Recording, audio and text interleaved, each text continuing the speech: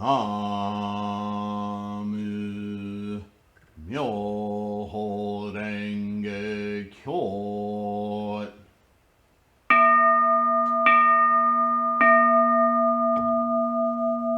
나무 묘호랭개교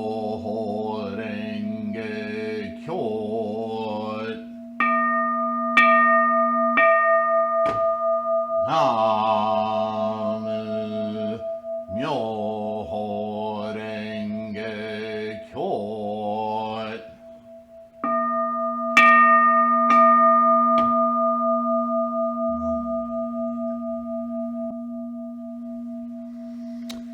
Hello, my friends. How are you today? I hope this finds you healthy and safe. Namu Myoho Renge Kyo. I've got a doozy for you today, and a reminder that I need to talk about this more often came from John. John, you're a supporter of this Sangha in so many ways, sending equipment for this podcast as well as support and in many ways, not least of which are your wonderful emails, which are well written, well crafted, and thoughtful, and deep appreciation for this one. You reminded me that I need to talk about this more often because all of us are constantly affected by this. He even came up with the title for this podcast, Buddhist Burnout.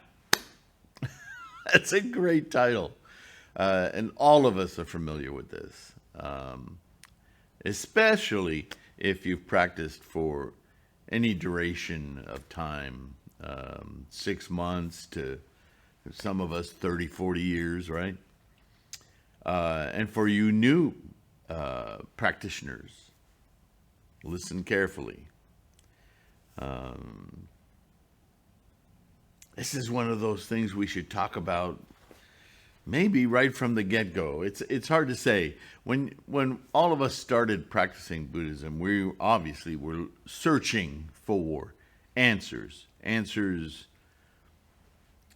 to better our lives, to fix our lives, to experience something honest, true, something meaty that we could sink our teeth into.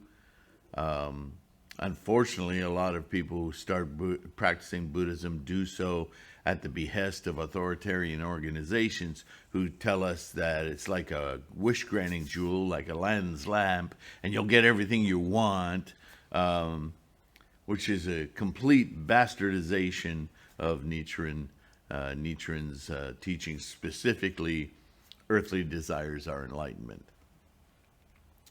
So let me start with that statement, because all of us have heard that at some point or other.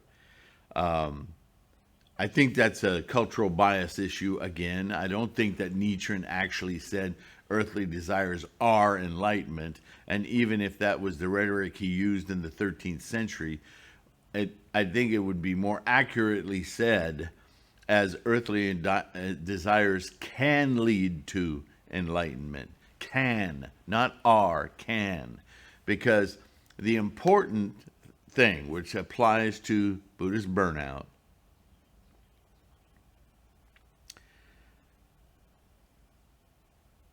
is that, I'm going to use a word here that's also misused a lot in and out of Buddhism, and that's mindfulness. Well, let's talk about what that really means to a Buddhist. When you first start practicing, here we go with the stories, right? But when we first begin our practice, we're looking for answers. We're seeking something that is impactful. And so we're acutely aware that we should experience something different. Now, some of us will experience something different after 30 minutes of chanting, and we'll see the characters on the mandala move and become three-dimensional. and we'll get totally fascinated with that. And that's proof enough to keep going. And what's happening here? And then, sure enough, we'll lose our job, or we'll get a better offer, or something that wasn't available to us before will suddenly present itself, and we'll go, wow, look, this is working.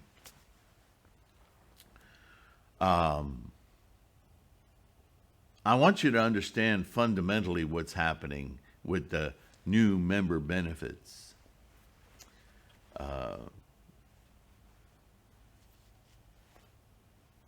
Is this Buddha? Is this Buddha, all these gifts I'm getting?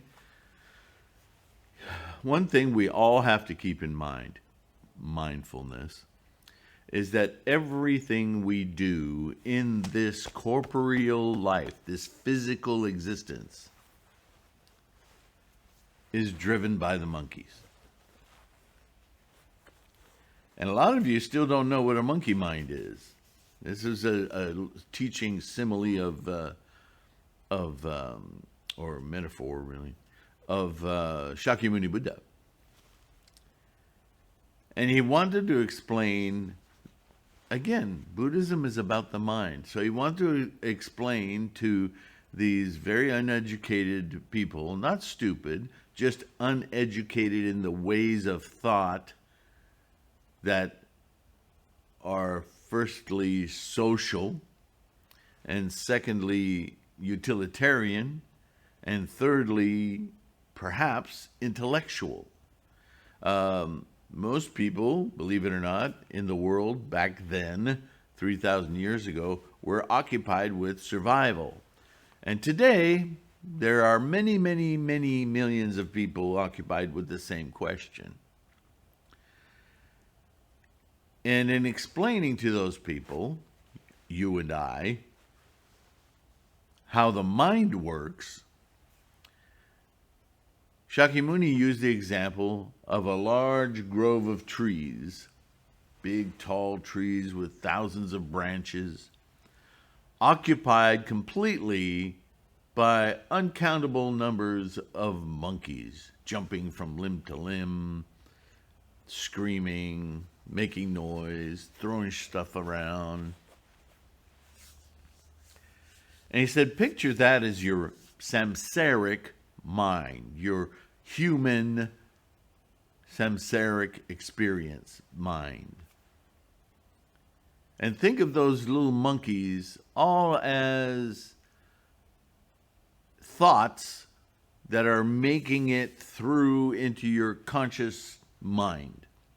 There's more that you're not consciously aware of, but in your awareness, there are uncountable numbers of thoughts, monkeys, all screaming at you to get your attention. Look at me, look at me, look at me, do this, do this, do this. Feed me, feed me, feed me, whatever. There's just thousands of them. And the ones that you happen to pay attention to, that their voice is a little stronger than the others, you just do. You just follow their direction. That's your mind. That's your samsaric mind. And when you're struggling with something like school, learning, relationships, whatever samsaric activity that you're trying to understand or create some insight into, what you're basically doing is taking a section of those trees, or maybe one tree in particular, and you're chanting a thought at those monkeys, and those monkeys will parrot back what you're saying, your thoughts. You're training the monkeys. And then you'll have some of the monkeys in that tree that you're training seize that and shout it back at you. Quadratic equation. Quadratic equation. So that when you go take a test on your math test, you're relying on those monkeys you've trained to occasionally shout in context the answer you're looking for, and shout quadratic equation. You go, oh, quadratic, I got that one right. So you reinforce those monkeys, and those monkeys oblige for a while till they get bored. And then you go learn something else, and somebody asks you about the quadratic equation. You go, and there's one monkey, quadratic equation, quadratic equation. And you go, oh yeah, I remember that, but I don't remember what that looks like or how that works. Or I know it's math, quadratic equation, right? You got that one monkey trained out of those thousands. Or maybe your monkeys, are more trainable. And you can go, oh yeah, x squared plus y squared plus, and you can read out the quadratic equation. That's our daily lives. When you break it down that way, it's a little yucky. It's like, wow, is that what my experience is in life? Yeah, ask yourself how many times you've said to yourself in your conversation with your monkeys, why do we always go through this? There's a whole tree of monkeys going, why do we always go through this? Why do we always... Right? Because that too is a trained thought. When we talk in Buddhism about conditioned Genesis, conditioned tendencies and conditions, that's us. That's what we're doing every moment of every day.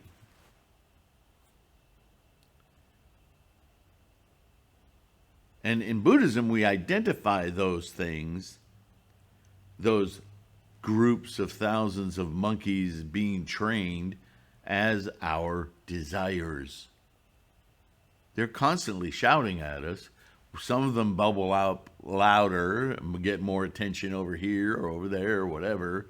And we kind of fall through our lives listening to our monkey mind. And even though things don't work, we constantly repeat them. And then if something seems to work, we constantly want to keep that rolling. It doesn't always work, and we get confounded and frustrated and depressed.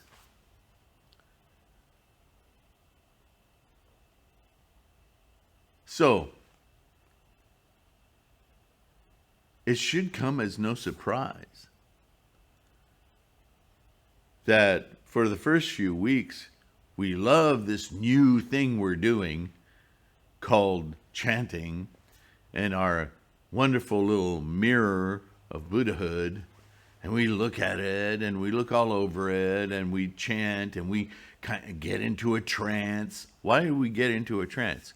Because lots of trees full of monkeys are watching what we're doing, and we can feel them stare. And we mistake that for enlightenment. Really, it's just something new.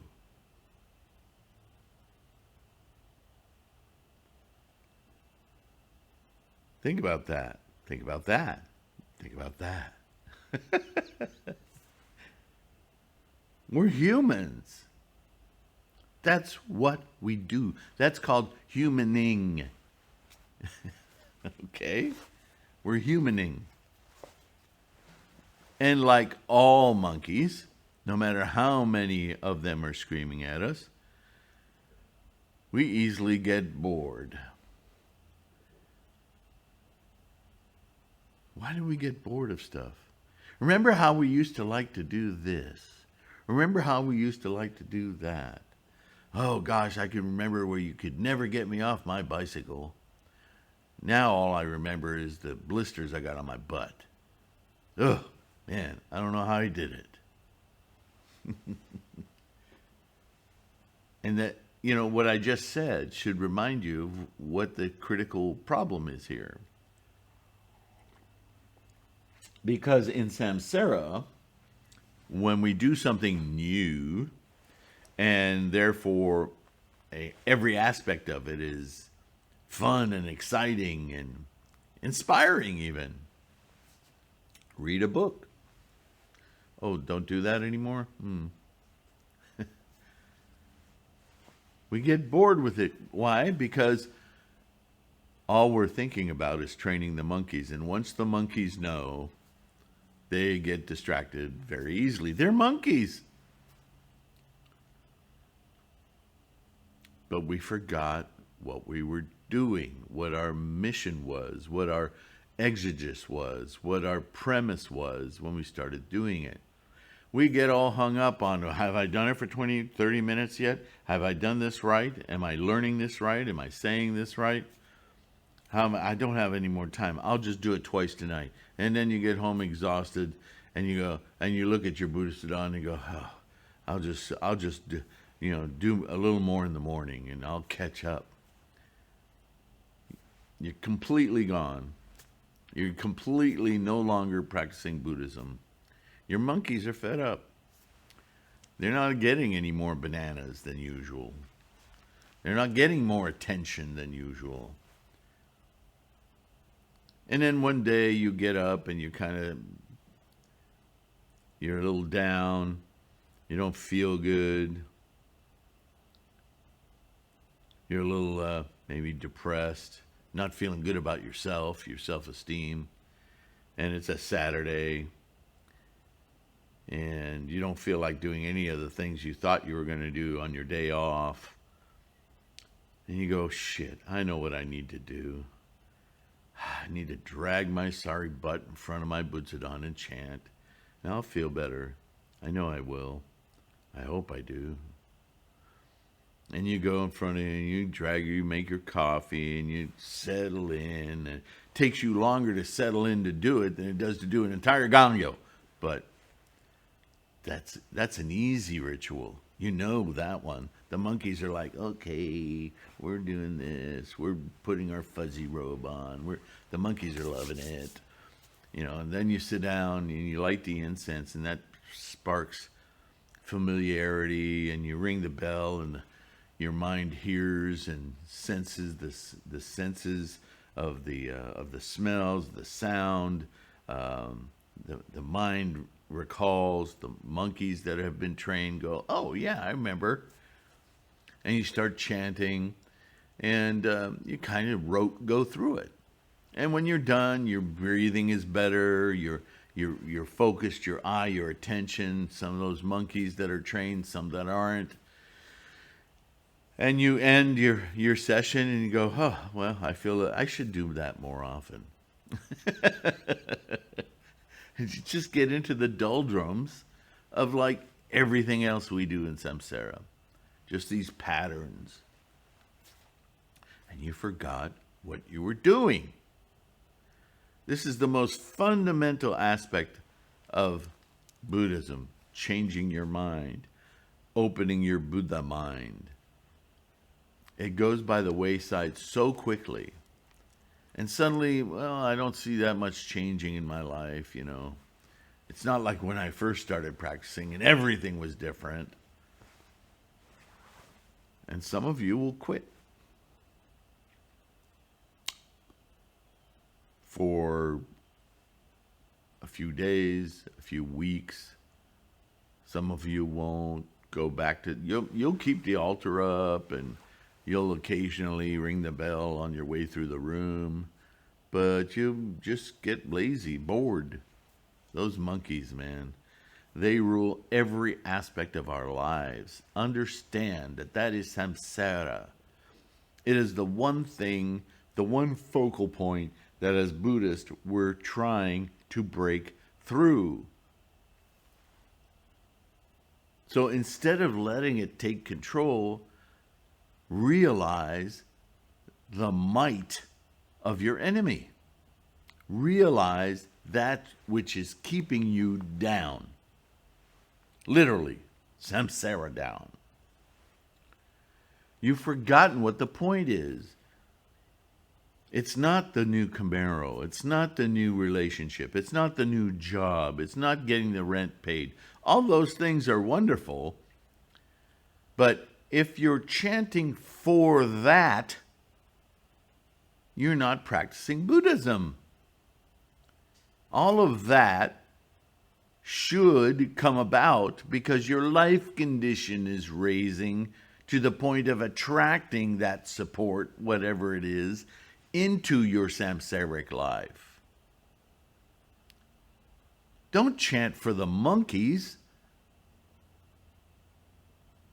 This is what Nichiren was saying. Sure, you got a lot of monkeys to satisfy, and they're all screaming at you.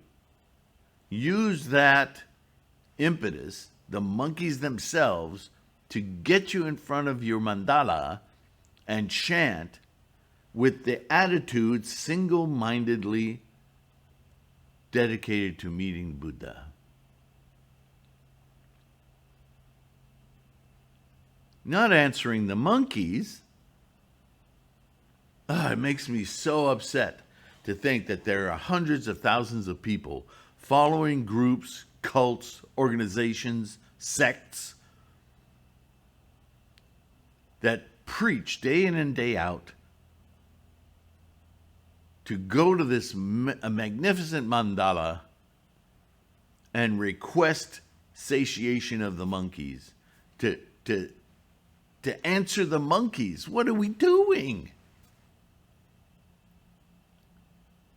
You should recognize when you're doing that. Be mindful that your monkeys are driving the boat. How can you get from this shore of stress and tensions to the shore of enlightenment if the monkeys are driving the boat? You'll never get anywhere. You'll be on the water. Samsara. With any luck, you'll end up back on the beach where it's a little safer, but still samsara. We want to traverse to the other side. I'm using Nichiren's words here in a more modern vernacular. He didn't say earthly desires, that grove of sal trees full of monkeys, was the goal. He says, use the energy of those hundreds of billions of frickin' monkeys to get your focus right on your Buddha. Go through the looking glass.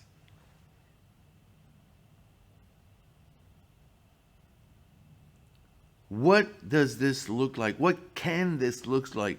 What could it be if I were to silence all those monkeys and see beyond that horizon? Now who's driving the boat? You are. You're driving the boat. Now it's up to you not to listen to the monkeys tell you how to drive the boat.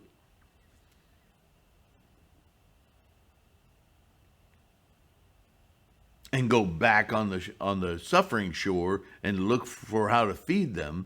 It's up to you to go across the sea of suffering, of stress, of disappointment, of depression, and reach the other shore, that over that horizon of enlightenment, of seeing life through the Buddha mind.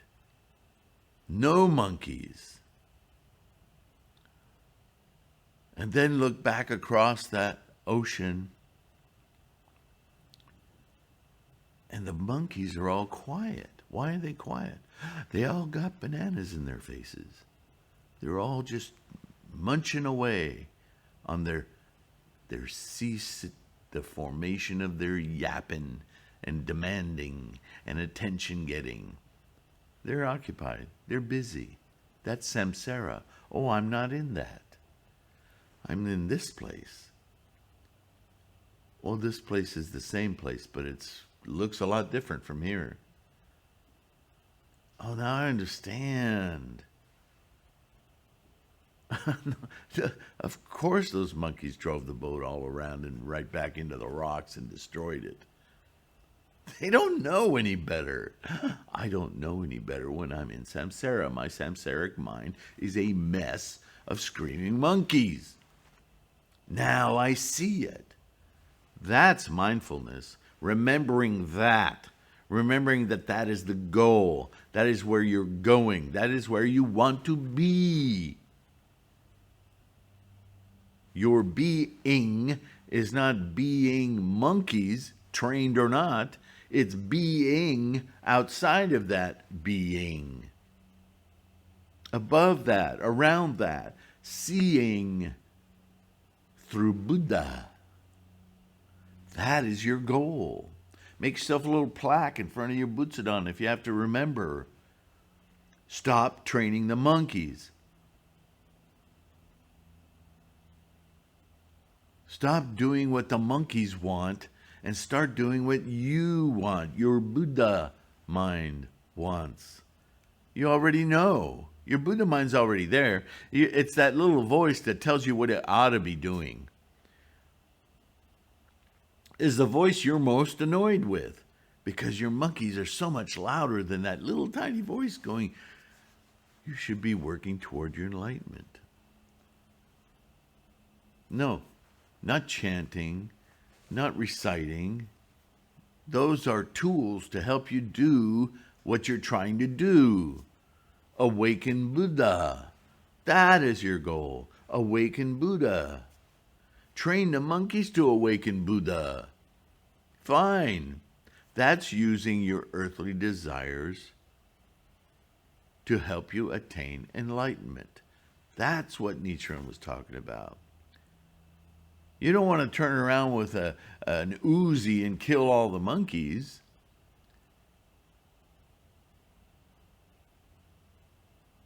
You just need to cease giving them voice. You need to stop listening to them and start telling them how to behave.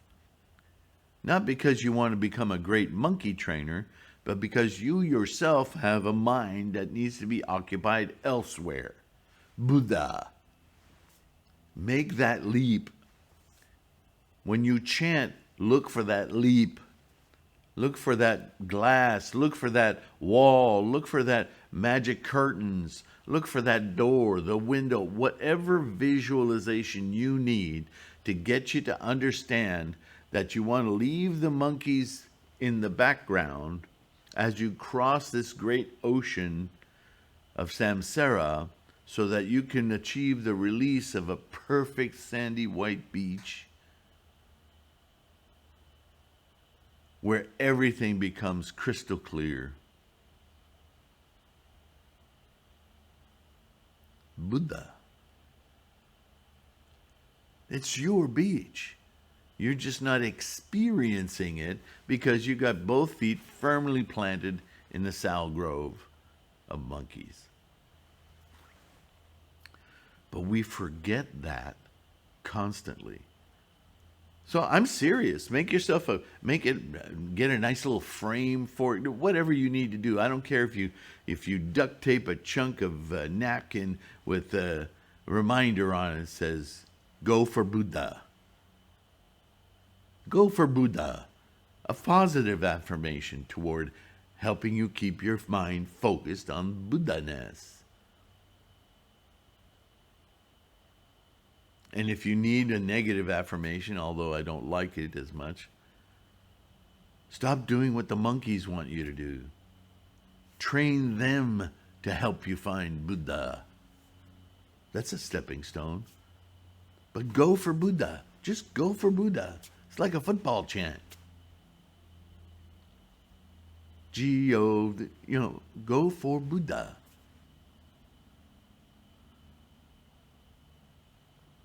That's all. That's what brings back the excitement. That's what brings back the discovery of beginning this practice. But we forget it very quickly. Why? Why do you think that is? That's not our Buddha mind forgetting. That's our hordes of monkeys.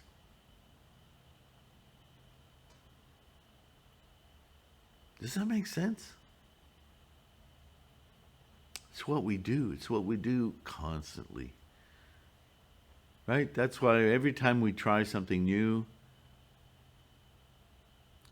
not every time, sometimes you try something new and you go, I'll never do that again, right? But most often when we try something new, we find something of pleasure in it, some degree of reward. some group of monkeys gets excited about it, and the excitement's fun until the third, fourth, fifth time. At some point, boredom sets in. You go, look, got to find something new. You know what's always, always, always new? Buddha. You knew that was coming. Right? Buddha. Right? So we never see it clearly. We just get hints of it. Why? Because our monkeys we got a crap load of them. And they're always pulling on our attention. Always. Even across the ocean, we hear them screaming. So while you're driving that boat to Buddha, every now and again, turn around and go, Namu Myoho Renge Kyo. Great. Right? Let them get satisfied. Train yourselves. I'm on my way to Buddha. Go for Buddha. Go for Buddha. Great. Train them in your favor. The absolutely incredible thing about that, if that's your mind of dedication to Buddha, is that very day the world will seem different to you. And you'll start to observe or miss it. Because even as you train all these monkeys into your Buddha condition, you'll take it for granted. Because they're still monkeys. And your karma changing will just go right by you. I'm telling you, there hasn't been a year yet in my life where I stop and take account. And this is one of the reasons we do the New Year's Gongyo, by the way. Is so that with our monkey mind intent, we realize we are doing a special version of Gongyo. It's the same old Gongyo, but our intent is different. Remember attitude, intent? And our intent is to kind of take accounting of what's the last year. You know, I'm so busy plummeting through life, I don't often take the time to really take account. Where was I last year at this time? What have I done in the last year? What have I experienced in the last year? And that's usually when the tremendous benefit of your Buddhist practice comes into view. And there's not a year that goes by that sometimes I have to really, really think about it, and then it'll come to me, and it'll knock me down as I realize, either in a general way or in a very specific way, wow, my life has changed a lot in the last year. I didn't even think about it, but I never run into that situation anymore. Or those relationships that were causing me nothing but stress, not only are they gone, but nothing in all of my relationships right now looks anything like them. That's karma that's been changed. That's the inertia, the momentum of karma that has shifted. That's when you really appreciate what your Buddhist practice is doing. Because as your Buddha mind is growing and training monkeys and experiencing life differently, so too does your life change in its support of that, right? Self and environment. Then you get it. Wow. The world around me isn't changing empirically like for everyone. It's just changing from where I sit. I have more support and less negativity getting. I still have negativity. I'm a samsaric being. But there's been a shift. And overall, this is easier. I'm enjoying more. And sometimes, after many years, you see the negative even more in focus because there's less of it. Instead of 10 billion monkeys screaming at you, there's only 100,000. They sound louder because it's like you're closer to those trees now. The other ones, they've been shed.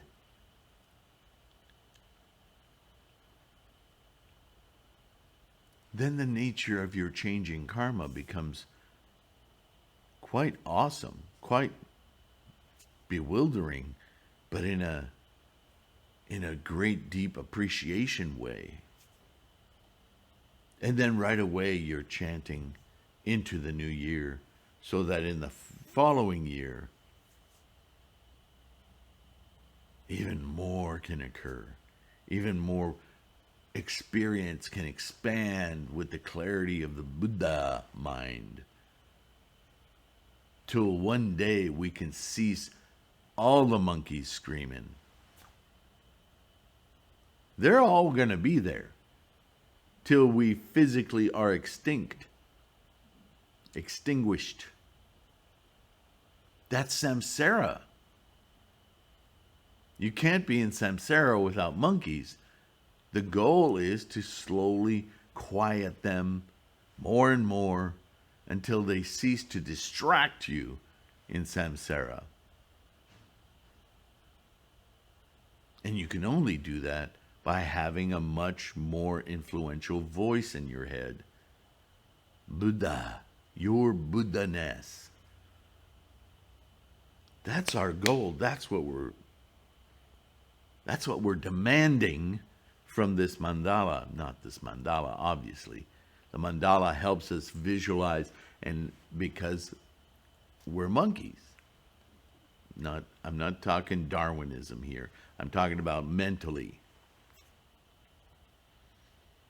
And we need to appease that countless, innumerable monkeys so that we can hear, see, feel, experience our Buddha, our higher life conditions. Remember the 10 worlds, the 10 factors, the 3 realms, the 3,000 realms in each moment of life. Every thought moment. Every thought moment is constructed of billions of monkeys. You got to train them. Earthly desires can provide you the fuel, the energy, the dedication, the training of Buddha-ness, of your Buddha mind. Now, you've heard me say this probably in every video in some way. But tomorrow, when you got to get up in the morning earlier than usual so you can get Gangyo in, remind yourself what you're doing. You're adjusting your mind for the remainder of the day. You're adjusting the mind you don't normally experience to take control and to make of this day more success. Not more success financially, although it might be. Not more success in that the car doesn't break down on the way to work, although that will happen. Because your life condition is your environment. So, of course, you will affect your environment. And you know what? Maybe your car breaks down and it's a very reliable car and it breaks down on the way to work. Or you have a fender bender. Oh, now I'm going to get to work late. Oh, now this is going to cost me. My insurance is going to... Well, sure, listen to all those monkeys. But guess what? If you've already done a Gangyo and you've enlightened your experience of life through your Buddha-ness, when you get pulled over to the side of the road after that fender bender and so forth, remember to smile. remember Buddha. Because guaranteed, whatever just happened was necessary in your karmic inertia to avoid something perhaps more devastating. Perhaps it's time you quit that job. Perhaps it's time you looked elsewhere. Don't make these assumptions, because those are monkeys too. But just be ready, and this is why I said smile. Be ready that there's some karmic change, some karmic influence. Somebody just kicked your ball down the street and changed the momentum of your ball. And there's never a bad time for that. Just look for the opportunities that land on your lap while your rest of your monkeys are miserating over this mess. Start looking for the opportunities in that mess. Use your Buddha mind to see clearly what has happened in the scope of all time, not just that moment. We get locked into moments, and then all the monkeys, they're like parrots, right? All the monkeys, they just emulate that moment. And repeat, repeat, repeat. And we just get more and more depressed. And then we really do stupid stuff. And things get worse. Yeah. You know? And maybe that's the point. Maybe keeping your mind on Buddha in the midst of that so lessens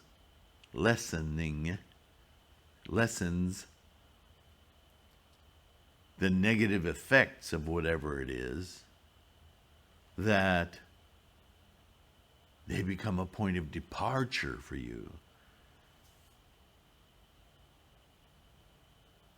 But be cautious, monkeys are clever. I'm just saying, don't let obstacles be the rule of you. You become the rule of them, right? Don't let your monkey mind drive the boat. You drive the boat. How do you drive the boat? Not with your monkey mind, with your Buddha mind. Maybe your boss calls you and says, you're late again, you're fired. Go home. What do? Sit on the side of the freeway and cry? Go home and do another gangyo. Oh, monkeys, you want to do that to me? Well, watch this. Seriously, get adversarial. You're the one causing you your misery, not the cop who wrote you up as at fault for the accident. Not the insurance broker who says, your insurance just went up $90 a day. They're not your enemy. You are. That sucks. You're right. But you can change it. You got to keep bringing your mind back to center, back to its goal.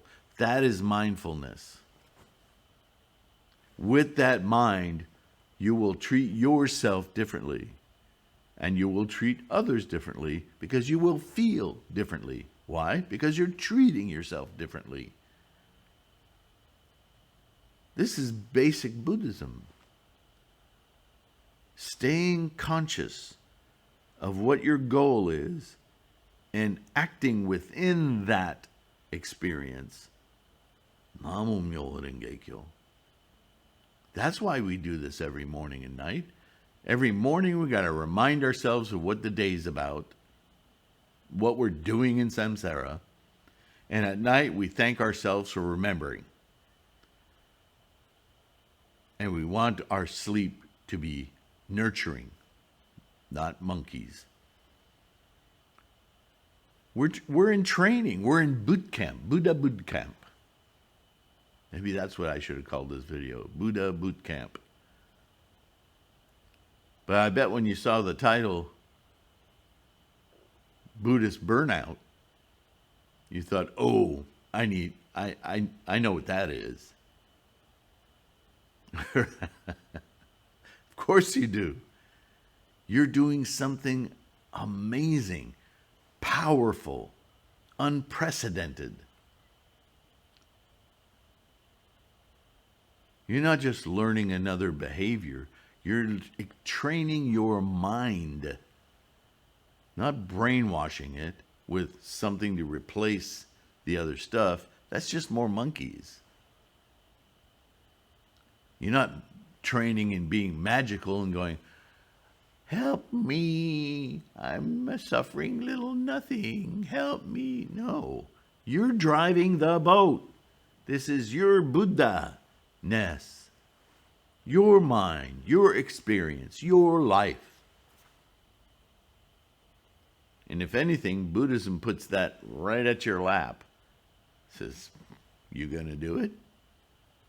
Well, you don't have to. You gonna go for Buddha?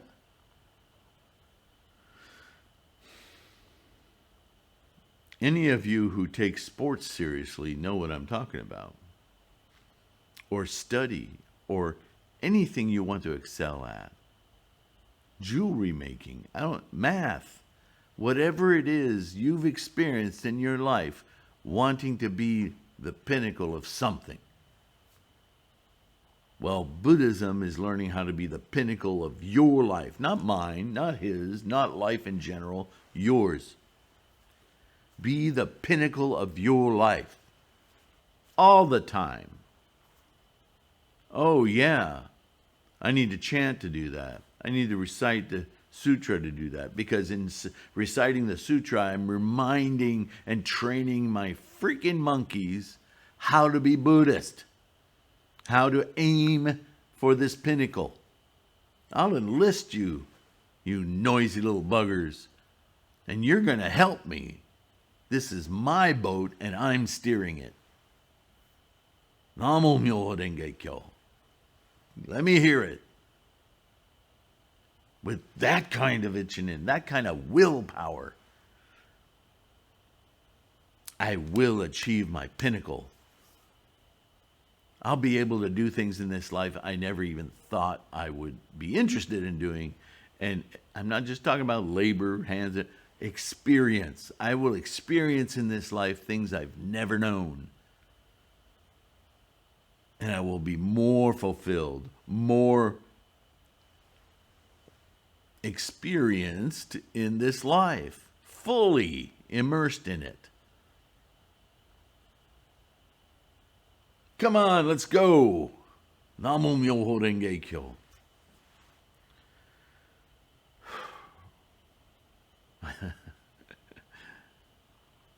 Can you practice like that?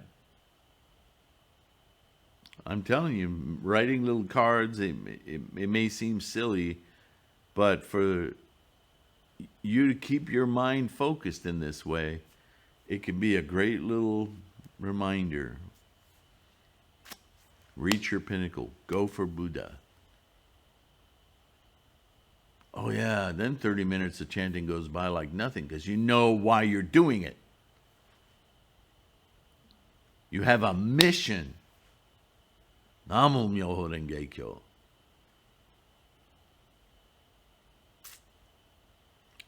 I hope something in that caught your ear, caught your eye. Find your own words for it. But please remember why you're doing this. It is the greatest medicine you can take for boredom, for repetition, for letting the monkeys win. Don't let them win. The moment you think they're winning, teach them a lesson. Read, study. That's what study's for. To train that monkey mind back toward this pinnacle you're going for. Oh yeah, that's what I want to do. And we have to remind ourselves constantly, don't we? So do it. So John, thank you for the impetus to do this video. I know you speak for all of us when you bring that up. Sometimes it's not comfortable to think about. It seems like we're picking apart ourselves again, but we're not. We're picking on our monkeys and we're picking on ourselves, yeah, for listening to them instead of training them. So get on board. Practice Lotus Sutra Buddhism. Listen to Nichiren, our example in that. Make this day amazing. Namo Myoho Renge Kyo. I will see you in the next one. Thanks for listening.